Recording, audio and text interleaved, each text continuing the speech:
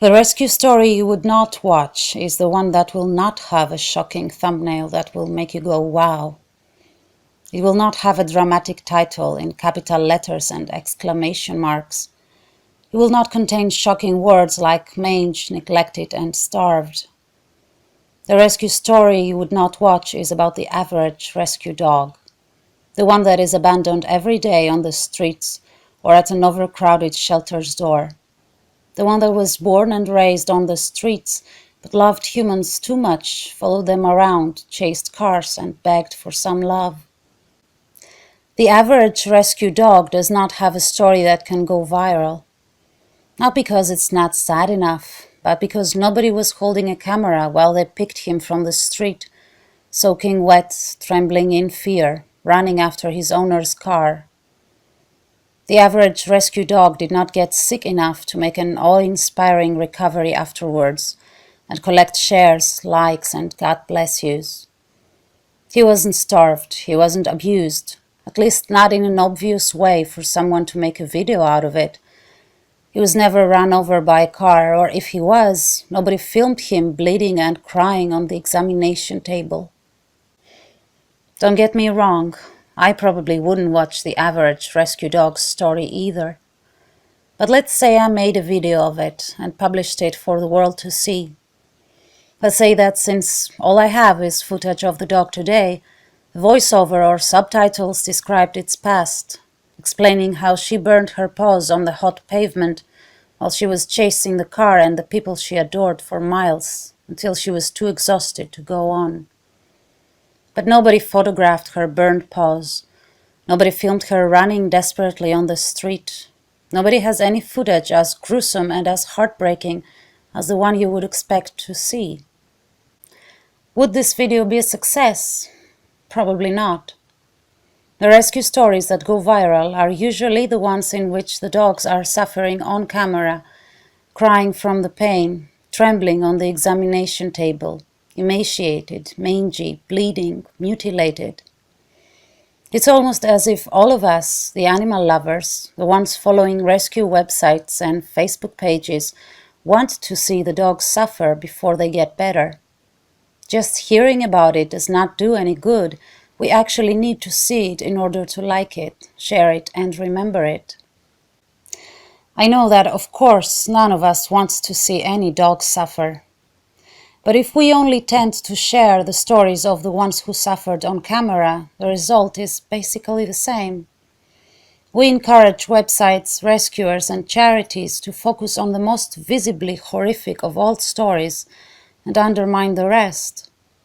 We force volunteers to keep a camera in their hands and photograph a suffering dog when all they want to do is hold the animal in their arms and cry. We make rescuers think as marketing advertisers, busting their heads wondering how each rescue can make headlines. The channel went viral with stories like these, and it kept growing until, at some point, I feared that what I did was exploiting an animal's pain in order to get more views, to go more viral, to show more pain. I became overwhelmed. Where is the originality in all that? Where were my genuine animal lover feelings? Did I only care about the gruesome thumbnails and the awe-inspiring before-after footage? I started feeling guilty for all the other dogs, the ones that didn't have a Valia filming them while in pain, but had suffered as much, and maybe more. And if their bodies didn't suffer all that much, their hearts did. I wish I could tell you about Bridget's story, who was abandoned on a mountain to survive on her own and was only going to be spayed and returned because there was simply no room for her in an already overcrowded shelter. But who can return a dog that gives you kisses every chance she gets and has so much affection she doesn't know how to express it? I don't have any footage of Bridget as a stray, so she doesn't get to have a video of her own. I wish I could tell you Claire's story, who was being chased by packs of dogs while she was on the streets in season. Claire, who was collected, spayed, and placed in a foster home where she thrives in everything. She walks on a lead as if she was trained to do so. She sits for a treat, and all she wants is for you to adore her, like she adores you. I wish I could tell you about Candy, whose family would let her wander off on her own, and when she was hit by a car and had to be amputated, they no longer wanted her for being three-legged. But I don't have footage of her bleeding and crying, dragging her shattered leg on the street.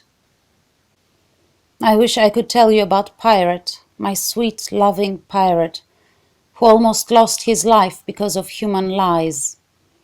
Pirate who was characterized aggressive and dangerous when he was living on the streets and was going to be put to sleep. Pirate whose wet kisses reach your heart and soul as he looks at you with all the love through his one and only eye. I wish I could tell you about gorgeous and proud Daya, who gave birth to 10 puppies on the street and is now thriving in the shelter, being as happy and as healthy as a dog can be.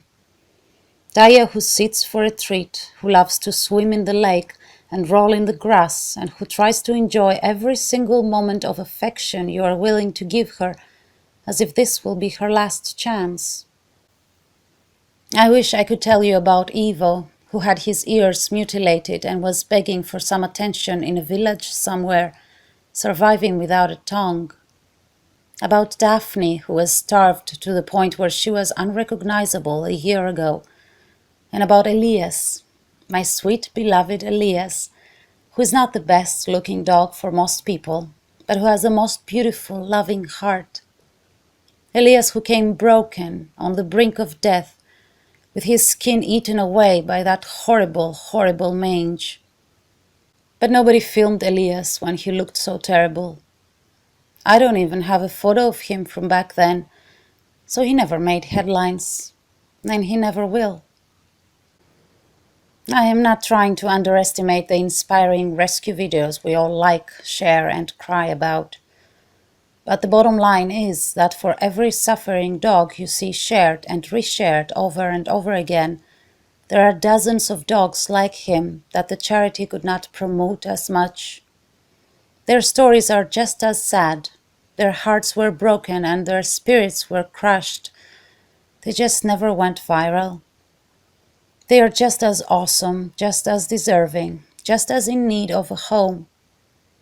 So if you are looking to adopt the dog whose story you saw shared everywhere and shocked millions of people, don't get disappointed if he has already been adopted.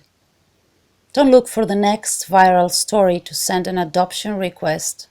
Just take a look at the charity's other rescues.